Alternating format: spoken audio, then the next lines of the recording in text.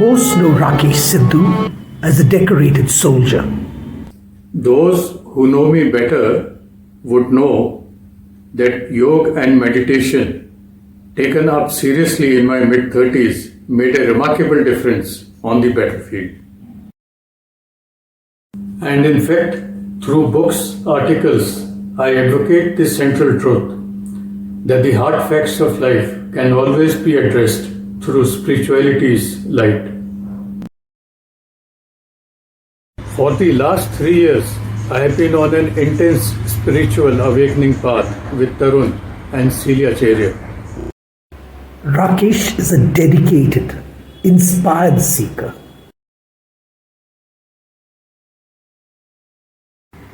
Colonel Sidhu's spiritual journey, however, began well before he met us.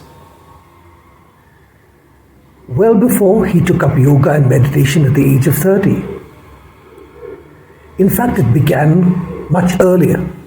But I never revealed, even to my parents and school friends, that my real spiritual leap was an inexplicable phase when I was just 13 years. It was extraordinary and to a 13-year-old completely mystifying. A month ago, Rakesh asked us to take him back to the age of 13 and help him understand what had happened at the age of 13. What were the vibrations that were coursing through his being? We used a sacred process by which you go back into the past. The young 13 years old me felt as if his body was continuously trembling with an extraordinary vibration. Everything around me was a vibration. Deep in his bones, a message was planted that reality, that all reality is a vibration. But the question really is, who planted? As I went from chakra to chakra, from energy body to energy body, I was led to an astounding vision of the seated Lord Shiva on a brilliant rock surrounded by light. But it is all too easy for us to see the divine as cultural images that each of us is familiar with. We pushed Colonel Sidhu to go deeper and deeper and deeper because it is vital for seekers to see the divine in all its cosmic glory, directly. As I kept ascending from light to light, I reached a majestic place. Here the cosmic vastness was wrapped in meteors of streaking light. Amazed, I asked, who was this? What was this? I was completely astounded, and even months later, I am still amazed. The answer was Trinetra, Trishakti.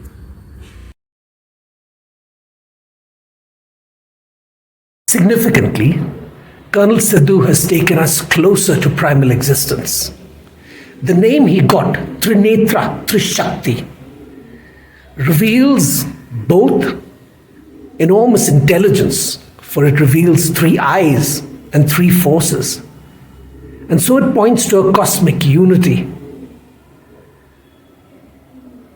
where the great forces of creation, sustenance, destruction,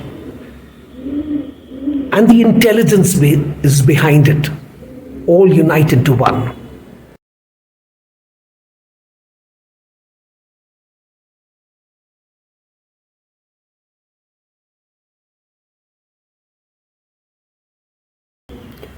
The first great learning is that the divine has plans for us, and that these plans can be put into action, sometimes decades, even lifetimes ahead. The second learning is that divine revelations can be magnificent and beautiful, but they can be intensely challenging and intensely disturbing. Spiritual gives us gifts great gifts. But they unleash their benefits only if we nourish them with acts of faith. In Colonel Sidhu's case, courage on the battlefield, intuition in war, years of meditation and yoga, and catalytic energy has helped him start unfurling the fullness. The fourth learning is that the divine revealed that the entire universe, that reality itself is a vibration. And what that means is that when we encounter life's hard realities, we have to remember it is a vibration and therefore malleable, and therefore we can change it. The fifth and the last learning is extremely significant. Today, when we talk about spirituality, many talk about energy, prana flows, vibrations, and they treat it as if it is something mechanical.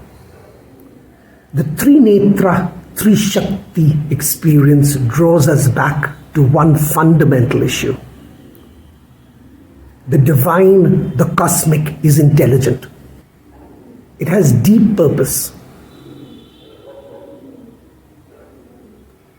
It has extraordinary structure while being infinitely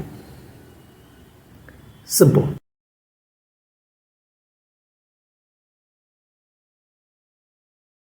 Now in my 60s, I begin to understand the gifts placed within my being at 13.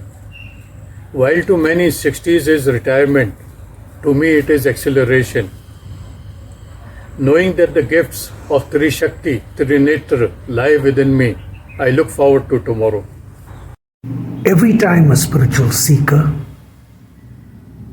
goes into the heart of God and returns with a gift, we are all enriched. We would like to thank the many deep spiritual adventurers who have accompanied us